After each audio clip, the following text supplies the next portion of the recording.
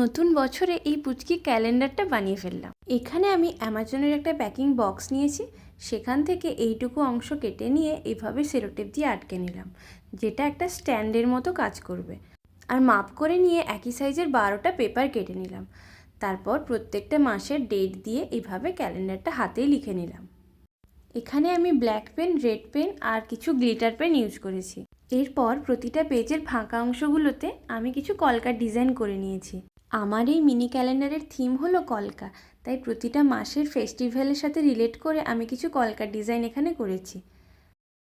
এরপর কম্পাসের সাহায্যে আমি কাগজগুলোর মাথার দিকটা ফুটো করে নিয়েছি। তারপর একটা ছোট্ট রিবন দিয়ে এইভাবে বেঁধে নিলাম। একটা রিবনের ফুল আমি এক সাইডে আটকে নিয়েছি। ব্যাস, হয়ে গেল আমার মিনি ক্যালেন্ডার রেডি।